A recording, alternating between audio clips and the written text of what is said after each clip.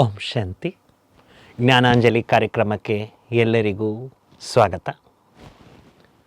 ಆತ್ಮೀಯರೇ, ಹಿಂದಿನ ಸಂಚಿಕೆಯಲ್ಲಿ ನಾವು ಜ್ಞಾನಾಂಜಲಿ ಈ ಕಾರ್ಯಕ್ರಮದಲ್ಲಿ ವಿಶೇಷವಾಗಿ ಜನರೇಷನ್ ಗ್ಯಾಪ್ ಅನ್ನೋದರ ಬಗ್ಗೆ ಚರ್ಚೆ ಮಾಡ್ತಾ ಇದ್ವಿ.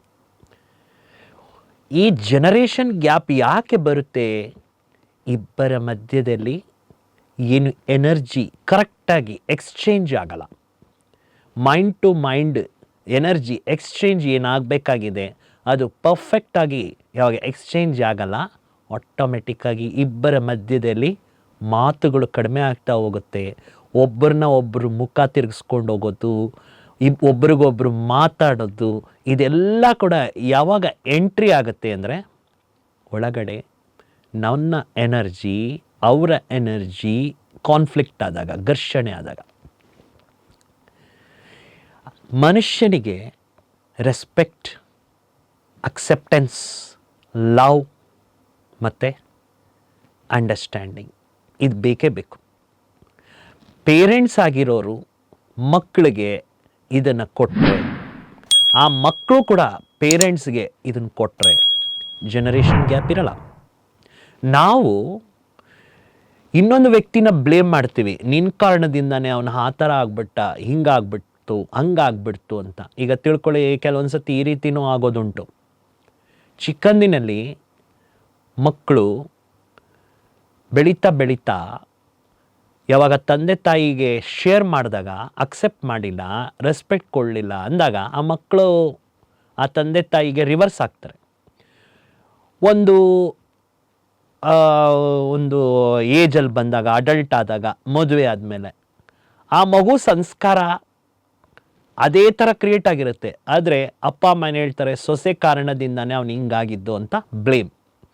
ನಮಗೆ ಭಾಳ ಸಿಂಪಲ್ ಜೀವನದಲ್ಲಿ ಬಂದಿರತಕ್ಕಂಥ ಒಂದು ಹ್ಯಾಬಿಟ್ ಏನು ಅಂದರೆ, ಇನ್ನೊಬ್ಬರ ಮೇಲೆ ಬ್ಲೇಮ್ ಮಾಡಿಬಿಟ್ಟು ನಮ್ಮಲ್ಲಿ ಏನು ಚೇಂಜ್ ತಗೊಂಡು ಬರಬೇಕೋ ಆ ಚೇಂಜನ್ನ ಅಲ್ಲೇ ಬ್ಲಾಕ್ ಮಾಡ್ಕೊಂಬಿಡೋದು. ಇದು ನಮ್ಮಲ್ಲಿ ಬಂದ್ಬಿಟ್ಟಿದೆ. ಇದು ಯಾರ ತಪ್ಪು ಅಲ್ಲ, ಈ ಥರ ಮಾಡಬಹುದು ಅನ್ನೋದು ನಮ್ಗೆ ಯಾರೂ ಕೂಡ ಕಲಿಸ್ಕೊಟ್ಟಿರಲ್ಲ. ಜನರೇಷನ್ ಗ್ಯಾಪು ಇರ್ತಕ್ಕಂಥವ್ರು ಯಾರ ಜೊತೆಯಲ್ಲಿ ಅವರು ಎಲ್ಲ ವಿಷಯಗಳನ್ನು ಹಂಚ್ಕೊಳ್ತಾರೆ ಅಂದರೆ 3 ಪ್ರಕಾರದ ವ್ಯಕ್ತಿಗಳ ಜೊತೆ ಹಂಚ್ಕೊಳ್ತಾರೆ. ಒಂದು, ದುಡ್ಡು ಕೊಟ್ಟು ಕೌನ್ಸ್ಲರ್ ಹತ್ರ ಹೋಗ್ತಾರೆ ಕೌನ್ಸ್ಲಿಂಗ್ ಮಾಡಿಸ್ಕೊಳ್ಳೋದಕ್ಕೆ. ಎರಡನೇದು, ಡಾಕ್ಟ್ರ್ ಹತ್ರ ಹೋಗ್ತಾರೆ, ಅವ್ರ ಹತ್ರನೂ ಹಂಚ್ಕೊಳ್ತಾರೆ. ಮೂರನೇದು, ಅವರಿಗೆ ತುಂಬ ಬೆಸ್ಟ್ ಅನ್ನಿಸ್ಕೊಳ್ತಕ್ಕಂಥವ್ರು, ಹೃದಯಕ್ಕೆ ಹತ್ತಿರವಾಗಿರ್ತಕ್ಕಂತಹ ಫ್ರೆಂಡ್ ಹತ್ರ ಹೋಗ್ತಾರೆ. ಈ 3 ಜನರ ಹತ್ರನೂ ಹೋಗಿ ಅವರ ವಿಷಯಗಳನ್ನು ಹಂಚ್ಕೊಳ್ತಾರೆ. ಆ 3 ಟೈಪ್ ಆಫ್ ಏನು ಪರ್ಸನ್ಸ್ ಇದ್ದಾರೆ, ಅವರು ಇವ್ರನ್ನ ದೋಷ ದೃಷ್ಟಿಯಲ್ಲಿ ನೋಡಲ್ಲ, ಜಡ್ಜಿಂಗ್ ಮಾಡೋದಿಲ್ಲ, ಇವರಿಗೆ ಆಪೋಸಿಟ್ ಎನರ್ಜಿ ಕೊಡಲ್ಲ. ಅಂದರೆ ಅವ್ರಿಗೆ ಹಿಂಗೆ ಮಾಡಬಾರ್ದು, ಹಂಗೆ ಮಾಡಬಾರ್ದು, ಹಿಂಗಿರಬೇಕು, ಹಂಗಿರಬೇಕು ಅಂತ ಕ್ರಿಟಿಸೈಸ್, ದೂಷಣೆ ಮಾಡ್ತಕ್ಕಂತಹ ಎನರ್ಜಿ ಕೊಡಲ್ಲ. ಅವರು ಎಲ್ಲ ಕೇಳಿಸ್ಕೊಂಡು ಅವ್ರ ಬಗ್ಗೆ ಒಂದು ನೆಗೆಟಿವ್ ಮಾಡದೇ ಇರೋವಾಗ ಆಟೋಮೆಟಿಕ್ಕು ಇವರ ಮನಸ್ಸು ಫ್ರೀ ಆಗಿಬಿಡುತ್ತೆ. ಇವರ ಮನಸ್ಸು ಫ್ರೀ ಆದಮೇಲೆ ಅವರು ಇವ್ರ ಬಗ್ಗೆ ಒಂದು ಮೈಂಡಲ್ಲಿ ಇಟ್ಕೊಳ್ದೆ ಏನೇ ಅಡ್ವೈಸ್ ಕೊಟ್ಟರು ಕೂಡ ಅದಾಗತ್ತೆ. ಅದಕ್ಕೆ ಕೌನ್ಸ್ಲಿಂಗ್ಸು ಇತ್ತೀಚೆಗೆ ಈಗಿನ ಒಂದು ಸಮಾಜದಲ್ಲಿ ಜಾಸ್ತಿ ಬೆಳೀತಾ ಇರೋದು. ಆ ಕೌನ್ಸ್ಲಿಂಗ್ ಮಾಡ್ತಕ್ಕಂಥವ್ರು ಏನು ಮಾಡ್ತಾರೆ, ಏನೇ ಪ್ರಾಬ್ಲಮ್ಸ್ ಹೇಳಿದ್ರು ಕೂಡ ಅವ್ರು ಕೇಳಿಸ್ಕೊಳ್ತಾರೆ. ಬಟ್ ಅದಕ್ಕೆ ಆಪೋಸಿಟಾಗಿ ಅವ್ರು ಒಂದು ನಿಮ್ಮ ಬಗ್ಗೆ ಥಿಂಕ್ ಮಾಡೋದಿಲ್ಲ. ಅವ್ರು ಕೊಡಬೇಕಾಗಿರೋ ಸಲಹೆ ಕೊಡ್ತಾರೆ, ಅದಕ್ಕೆ ನಾವು ದುಡ್ಡು ಕೊಟ್ಟು ಹೋಗ್ತೀವಿ.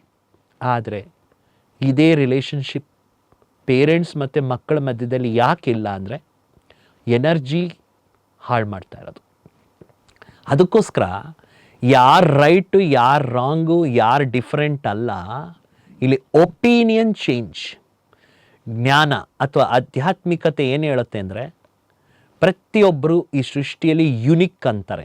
ಅಂದರೆ ಪ್ರತಿಯೊಬ್ಬರು ಕೂಡ ಈ ಸೃಷ್ಟಿಯಲ್ಲಿ ಬಂದಿರತಕ್ಕಂಥವ್ರು ಅವ್ರದ್ದೇ ಆದಂತಹ ಕಟ್ಟಿಟ್ಟ ಬುತ್ತಿ ತಗೊಂಡು ಬಂದಿರ್ತಾರೆ. ಅಂದರೆ ಹಿಂದಿನ ಜನ್ಮದ ಒಂದು ರೆಕಾರ್ಡಿಂಗ್ ಸಂಸ್ಕಾರ ತಗೊಂಡು ಬಂದ್ಬಿಟ್ಟಿರ್ತಾರೆ. ಆ ಸಂಸ್ಕಾರ ಈಗಿನ ಸಂಸ್ಕಾರದ ಜೊತೆಗೆ ಮ್ಯಾಚ್ ಆಗೋದಿಲ್ಲ.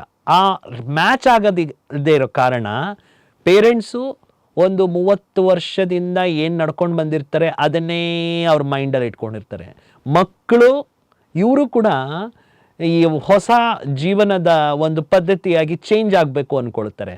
ಆದರೆ ಓಲ್ಡ್ ಮೈಂಡ್ಸೆಟ್ಟು, ನ್ಯೂ ಮೈಂಡ್ಸೆಟ್ಟು ಇದೆರಡೂ ಕೂಡ ಒಂದಕ್ಕೊಂದು ಟ್ಯಾಲಿ ಆಗಿಲ್ಲ ಅಂದಾಗ ಅಲ್ಲಿ ಎನರ್ಜಿ ರಾಂಗ್ ಎಕ್ಸ್ಚೇಂಜ್ ಆಗುತ್ತೆ. ಅದಕ್ಕೆ ಹೇಳ್ತಾರಲ್ಲ, ಯಾವುದೇ ಕಾರಣಕ್ಕೂ ಕೂಡ ಪೇರೆಂಟ್ಸು ಮಕ್ಕಳಿಗೆ ಒಂದೇ ಸತಿ ಯಾವುದನ್ನು ಕೂಡ ಅವರಿಗೆ ಡೈರೆಕ್ಟಾಗಿ ಅಡ್ವೈಸ್ ಕೊಟ್ಟಾಗ ಅದು ವರ್ಕೌಟ್ ಆಗೋದಿಲ್ಲ. ಈಗ ಒಂದು ಡಾಕ್ಟ್ರ್ ಹತ್ರ ಒಂದು ಪೇಷಂಟ್ ಹೋದರೆ 50% ಕಾಯಿಲೆ ಅಲ್ಲೇ ಹೋಗ್ಬಿಡುತ್ತೆ ಅಂತಾರೆ. ಯಾಕೆ ಅಂದರೆ ಆ ಪೇಷಂಟು ಆ ಡಾಕ್ಟ್ರ್ ಹತ್ರ ಹೋದಾಗ ಡಾಕ್ಟ್ರಿಗೆ ಹಿಂಗಾಗ್ತಾ ಇದೆ, ಹಂಗಾಗ್ತಿದೆ, ಹಿಂಗೆ ಕೆಲವೊಂದು ಸೈಕ್ಯಾಟ್ರಿಸ್ಟ್ ಇರ್ತಾರೆ ನಿಮ್ಮ ಜೀವನದಲ್ಲಿ ಏನು ಪ್ರಾಬ್ಲಮ್ಮು ಅಂತ ಹೇಳ್ತಾರೆ. ಅವರು A to Z ಹೇಳಿಬಿಡ್ತಾರೆ. ಹಿಂಗೆ ಹಾಗೆ ಏನು ಕೂಡ ಅವ್ರ ಮನಸ್ಸಲ್ಲಿ ಇಟ್ಕೊಳ್ಳಲ್ಲ, ಫುಲ್ಲು ಹೇಳಿಬಿಡ್ತಾರೆ. ಆ ಸೈಕ್ಯಾಟ್ರಿಸ್ಟ್ ಎಲ್ಲ ಕೇಳಿಸ್ಕೊಂಡ್ರು ಇವ್ರ ಬಗ್ಗೆ ಒಂದು ನೆಗೆಟಿವ್ ಆಗಿ ಇವ್ರಿಗೆ ಹೇಳಲ್ಲ. ಹಿಂಗೆ ಮಾಡಬಾರ್ದಾಗಿತ್ತು, ಹಂಗೆ ಮಾಡಬಾರ್ದಾಗಿತ್ತು, ಹಿಂಗೆ ಯಾಕೆ ಮಾಡಿದೆ, ಹಂಗೆ ಯಾಕೆ ಮಾಡಿದೆ, ಹಿಂಗೆ ತಪ್ಪು ಮಾಡಿದೆ, ಹಂಗೆ ತಪ್ಪು ಮಾಡಿದೆ, ಈ ಥರ ಆಪೋಸಿಟ್ ಕ್ರಿಟಿಸೈಸ್ ಎನರ್ಜಿ ಕೊಡಲ್ಲ. ಅವ್ರು ಏನು ಮಾಡ್ತಾರೆ, ಓಕೆ ಪಾಸ್ಟ್ ಇಸ್ ಪಾಸ್ಟ್, ಆಗಿದ್ದಾಯಿತು, ನಿಮ್ಮ ಲೈಫಲ್ಲಿ ಚೇಂಜ್ ಬರಲಿಕ್ಕೆ ನೀವು ಹಿಂಗೆ ಮಾಡಿ ಅಂತ ಒಂದು ಅಡ್ವೈಸ್ ಕೊಡ್ತಾರೆ ಅಷ್ಟೇ. ಆ ಅಡ್ವೈಸು ಇವ್ರ ಜೀವನದ ಮೇಲೆ ತುಂಬ ಪರಿಣಾಮ ಬೀಳುತ್ತೆ. ಒಮ್ಮೆ ಒಬ್ಬ ಆ್ಯಕ್ಟರು ಒಂದು ಸಿನಿಮಾನ ತೆಗಿತಾನೆ. ಆ ಸಿನಿಮಾದಲ್ಲಿ ಅವನು ಕ್ಲಿಕ್ ಆಗಲ್ಲ, ಫೇಲ್ ಆಗ್ತಾನೆ. ಇನ್ನೊಂದು ಸತಿ ಮತ್ತೆ ಇನ್ನೊಂದು ಕಡೆ ಸಿನಿಮಾದಲ್ಲಿ ಪಾತ್ರ ಮಾಡ್ತಾನೆ, ಕ್ಲಿಕ್ ಆಗಲ್ಲ, ಫೇಲ್ಯೂರ್ ಆಗ್ತಾನೆ. ಆ ಥರ ಅವನು ಮಾಡಿದ್ದೇ ಮಾಡಿಕೊಂಡು ಫೇಲ್ ಆಗ್ತಾನೆ. ಅವ್ರ ಮನೆಗೆ ಬರ್ತಾನೆ, ಅವರ ತಂದೆಗೆ ಹೇಳ್ತಾನೆ, ಅಪ್ಪ ನಾನು ಮಾಡಿದ ಸಿನಿಮಾ ಎಲ್ಲ ಕೂಡ ಈ ಥರ ಫೇಲ್ಯೂರ್ ಆಗ್ತಿದೆ ಅಂತ. ಅವರಪ್ಪ ಒಂದೇ ಮಾತು ಹೇಳ್ತಾರೆ, ಮಗು 2 ಸತಿ ಫೇಲ್ಯೂರ್ ಆಗಿದೆಯಾ, minus into minus is equal to plus ಅಂತಾರೆ. ಅಂದರೆ ಅವರು ಎಷ್ಟು ಚೆನ್ನಾಗಿ ಅವರಲ್ಲಿ ಕಾನ್ಫಿಡೆನ್ಸ್ ತುಂಬಿಸ್ತಾರೆ ಅಂದರೆ 2 ಸತಿ ನೆಗೆಟಿವ್ ಆಗಿದೆ ಅಂದರೆ 3ನೇ ಸತಿ ನಿನಗೆ ಪಾಸಿಟಿವ್ ಆಗುತ್ತೆ ಅಂತ. ಆ ಎನರ್ಜಿ ಇದೆಯಲ್ಲ, ಆ ಎನರ್ಜಿಯಿಂದ ಆ ವ್ಯಕ್ತಿ 3ನೇ ಸಿನಿಮಾ ಮಾಡ್ತಾನೆ, ಅಂದ್ಕೊಳ್ಳದೇ ಇರೋಷ್ಟು ಸಕ್ಸಸ್ ಆಗಿಬಿಡ್ತಾನೆ. ಸೊ ನಮ್ಮ ಜೊತೆಯಲ್ಲಿರೋರು, ನಮ್ಮ ಹತ್ತಿರದಲ್ಲಿರೋರು, ನಾವು ಯಾರ ಸಂಪರ್ಕದಲ್ಲಿ ಬರ್ತೇವೆ ಅವರು ಎನರ್ಜಿನ ಕರೆಕ್ಟಾಗಿ ಕೊಟ್ಬಿಟ್ರೆ ಅಲ್ಲಿ ಪಾಸಿಟಿವು ಆಗುತ್ತೆ, ಅಲ್ಲಿ ಜನರೇಷನ್ ಗ್ಯಾಪು ಬರಲ್ಲ. ಹೇಳಬೇಕು ಅಂದರೆ ಒಂದು ತಂದೆ ತಾಯಿ ಸಂಬಂಧ ಬಹಳ ಪ್ರೀತಿಯಿಂದ ಇರಬೇಕಾಗಿರೋ ಸಂಬಂಧ. ಆ ಪ್ರೀತಿ ಇವತ್ತು ಆರ್ಟಿಫಿಷಿಯಲ್ ಆಗೋಗ್ತಾ ಇದೆ, ಡೌಟಿಂಗ್ ಆಗೋಗ್ತಾ ಇದೆ, ಅಪನಂಬಿಕೆ ಆಗೋಗ್ತಾ ಇದೆ. ಯಾಕೆ ಅಂದರೆ ಒಳಗಡೆ ಮನಸ್ಸಿಗೆ ಎನರ್ಜಿ ಇಲ್ಲ. ಅದಕ್ಕೆ ಆತ್ಮೀಯರೇ, ತಮ್ಮ ಎಲ್ಲರಿಗೂ ಕೂಡ ಪ್ರತಿ ಸಂಚಿಕೆಯಲ್ಲೂ ಕೂಡ ನಾವು ಇದನ್ನೇ ಮತ್ತೆ ಮತ್ತೆ ಅಂಡರ್ಲೈನ್ ಮಾಡ್ತಿರ್ತೇವೆ, ಎಂಪಸೈಸ್ ಮಾಡ್ತಾ ಇರ್ತೇವೆ.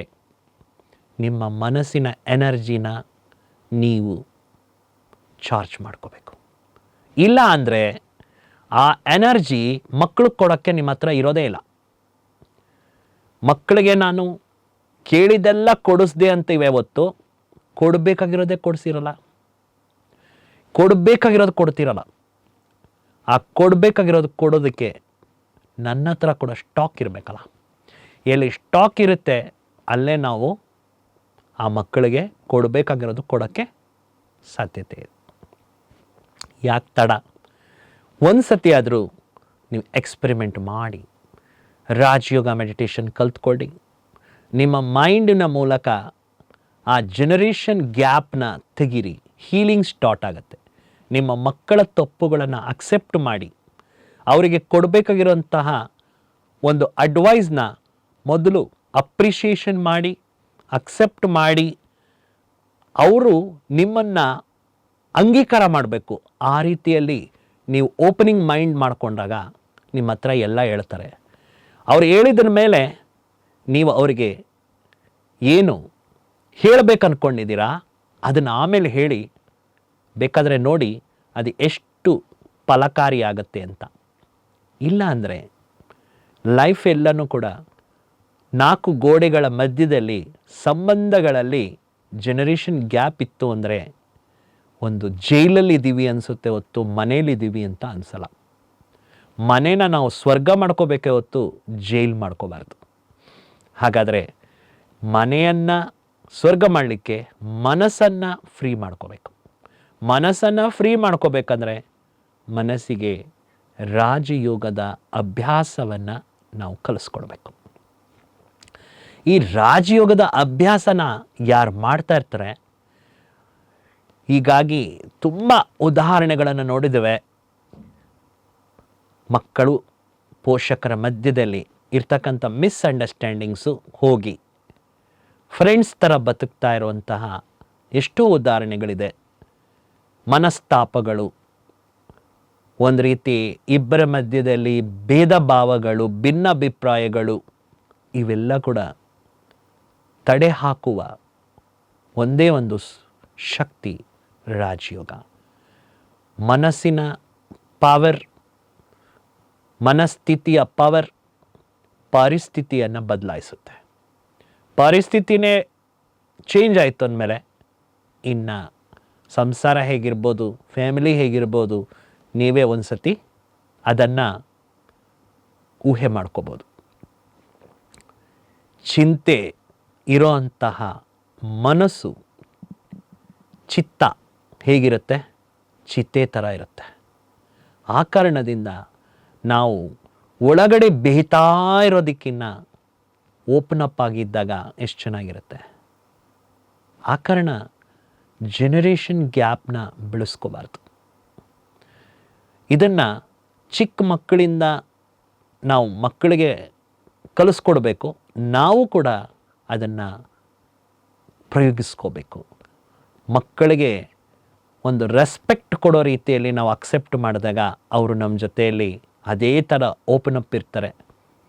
ಯಾವಾಗ ಓಪನ್ ಮೈಂಡ್ ಇರುತ್ತೆ, ಓಪನ್ನೆಸ್ ಇರುತ್ತೆ, ಆಗ ಲೈಫು ತುಂಬ ಬ್ಯೂಟಿಫುಲ್ ಅಂತ ಅನಿಸುತ್ತೆ. ಹಾಗಾದರೆ ಜನರೇಷನ್ ಗ್ಯಾಪ್ ಬರದೇ ಇರಬೇಕಂದ್ರೆ ನಾವು ಡಿಸ್ರೆಸ್ಪೆಕ್ಟ್ ತಗೊಂಡು ಬರಬಾರ್ದು, ಅಪ್ರಿಷಿಯೇಷನ್ ತಗೊಂಡು ಬರಬೇಕು.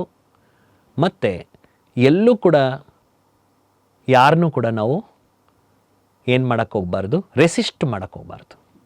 ಈಗ ಒಬ್ಬರು ಪ್ರಾಬ್ಲಮ್ಸ್ ಬಂದಾಗ 3 ಪ್ಲೇಸಸ್ಗೆ ಹೋಗ್ಬಿಟ್ಟು ತುಂಬ ಮನಸ್ಸನ್ನು ಹಗುರ ಮಾಡಿಕೊಳ್ತಾರೆ.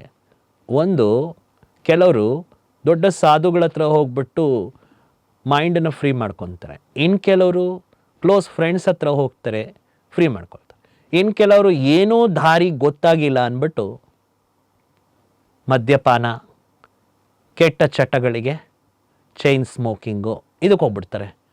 ನನ್ನ ಮನಸ್ಸನ್ನು ನಾನು ಕಂಟ್ರೋಲ್ ಮಾಡೋಕ್ಕಾಗಲ್ಲ ಅಂತ. ಒಂದು ತಾಯಿ ಯಾವ ರೀತಿ ಚಿಕ್ಕ ಮಕ್ಕಳು ಎಷ್ಟು ತಪ್ಪು ಮಾಡಿದ್ರು ಅಕ್ಸೆಪ್ಟ್ ಮಾಡುತ್ತೆ, ಹಾಗೆ ನಾವು ನಮ್ಮ ಮನಸ್ಸು ಅನ್ನುವಂಥದ್ದಕ್ಕೆ ತಾಯಿ ಆಗಬೇಕು. ಬಿಕಮ್ ಮೈಂಡ್ ಮದರ್ ಅಂತ ಹೇಳ್ತಾರೆ.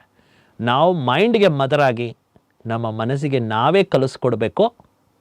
ಹೀಗೆ ಹಾಗೆ ಅಂತ ನಮಗೆ ನಾವೇ ಕೌನ್ಸ್ಲಿಂಗ್ ಮಾಡ್ಕೋಬೇಕು. ನಾವು ದುಡ್ಡು ಕೊಟ್ಟು ಕೌನ್ಸ್ಲಿಂಗ್ ಮಾಡಿಸ್ಕೊಳ್ಳೋದನ್ನು ರಿಯಲಿ ನಮ್ಮ ಜೀವನದಲ್ಲಿ ಅದಕ್ಕೂ ಚೆನ್ನಾಗಿ ಪರಿಣಾಮ ಬೀಳಬೇಕು ಅಂದರೆ ಮೈಂಡ್ ಕೌನ್ಸಿಲಿಂಗ್ ಮಾಡಿದಾಗ ಆಟೋಮೆಟಿಕ್ ಗ್ಯಾಪ್ ಆಫ್ ಜನರೇಷನ್ ಅನ್ನೋ ಈ ಶಬ್ದ ಹೊರಟೋಗ್ಬಿಡುತ್ತೆ. ಆ ಗ್ಯಾಪ್ ಯಾವಾಗ ಹೊರಟೋಗ್ಬಿಡುತ್ತೆ, ಲೈಫು ತುಂಬ ಬ್ಯೂಟಿಫುಲ್ ಇರುತ್ತೆ. ಹಾಗಾದರೆ ತಾವು ಈ ವಿಷಯವನ್ನು ಚೆನ್ನಾಗಿ ಗ್ರಹಿಸಿ ರಾಜಯೋಗ ಮೆಡಿಟೇಷನ್ ಕಲ್ತ್ಕೊಳ್ತೀರಾ ಅಂತ ನಾನು ಭಾವಿಸ್ತೇನೆ. ಎಲ್ಲರಿಗೂ ಶುಭವಾಗಲಿ. ಮತ್ತೆ ಮುಂದಿನ ಸಂಚಿಕೆಯಲ್ಲಿ ಬೇರೆ ವಿಷಯದೊಂದಿಗೆ ಭೇಟಿಯಾಗೋಣ. ಎಲ್ಲರಿಗೂ ನಮಸ್ತೆ. ಓಂ ಶಾಂತಿ.